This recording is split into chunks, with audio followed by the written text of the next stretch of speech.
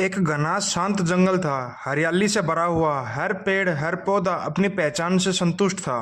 कहीं बेलें थी जो दूसरी डालियों को लिपटे रहती थी, कहीं सूरजमुखी थे जो हर सुबह सूरज की ओर झुकते थे।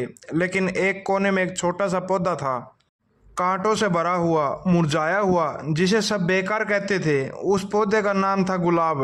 लेकिन वो अब तक एक फूल नहीं बना था। उसके चारों ओर सिर्फ नुकीले कांटे थे। उसे खुद से शर्म आती थी।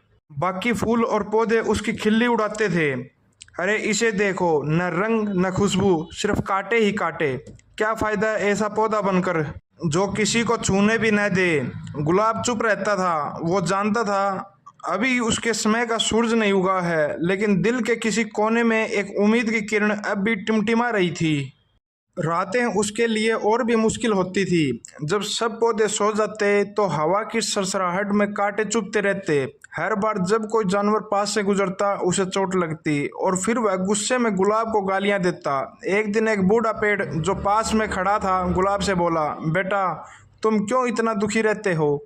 गुलाब ने धीमी आवाज में कहा, दादाजी मैं सिर्फ कांटों से भरा हूँ, कोई पसंद नहीं करता मुझे। मुझ में न तो चमक है, न रंग, न कोई खुशबू।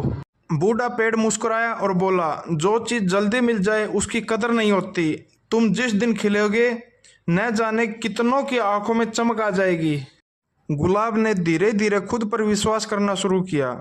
उसने अपने कांटों से भागना बंद कर दिया और उन्हें अपनी ताकत मान लिया। एक दिन अचानक मौसम बदल गया।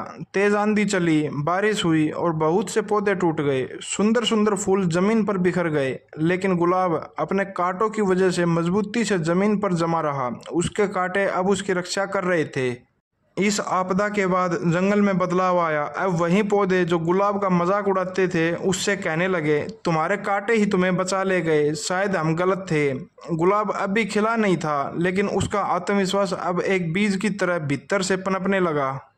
कुछ सप्ताह के बाद जंगल में एक रहस्यमय लड़की आई, नीला। वह बहुत कम बोलती थी, लेकिन हर पौधे को ध्यान से देखती थी। नीला ने गुलाब को देखा और मुस्कुराई, तुम अभी खिले नहीं हो, लेकिन मैं जानती हूँ तुम्हारे भीतर कुछ खास है। गुलाब आश्चर्य में था। इतने वर्षों में पहली बार किसी ने उसे बिना फूल के सराहा था। नीला हर रोज आती, गुलाब के पास बैठती, उससे बातें करती। बाकी फूल जलने लगे। अरे उसे क्या हुआ, वो तो अभी खिला भी नहीं है। लेकिन नीला को सिर्फ गुलाब में उसकी ताकत दिखती थी।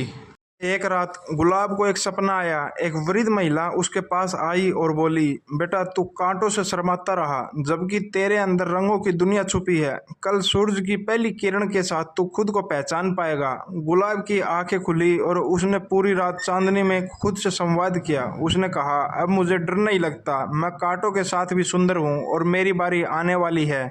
अगली सुबह जब नीला आई तो उसके सामने एक चमत्कार घट चुका था। गुलाब खिल चुका था। लाल रंग की ऐसी गहराई थी जो किसी ने पहले नहीं देखी थी। उसकी खुशबू से पूरा जंगल महक गया और उसके कांटे अब भी वहीं थे, लेकिन अब वो उसकी रक्षा की पहचान थे, कमजोरी नहीं। जंगल के सारे जीव, फूल और पक्षी गुलाब के आगे झुक गए। पहले जिसने उसका मजाक उड़ाया था वही अब उसकी प्रशंसा कर रहे थे। नीला ने कहा, अब सबने देखा कि संघर्ष और इंतजार कितना मूल्यवान होता है। अगर तुम समय से पहले खिल जाते तो तुम्हारी ये खूबसूरती अधूरी होती। गुलाब मुस्कुराया और कहा, जो कांटे मुझे चुभते थे वही अब मेरी पहचान है। उन्होंने ही मुझे टूटने से बचाया और मेरे भीतर सब्र सिखाया। हर संघर्ष के पीछे एक सुंदरता होती है। कांटे जीवन की कठिनाइयां हैं जो हमें मजबूत बनाते हैं। जो लोग हमें हमारे बुरे समय में भी सराहें वही सच्चे साथी होते हैं। जल्दबाजी में खिला फूल जल्दी मुरझा जाता है, इंतजार की खुशबू देर तक रहती है।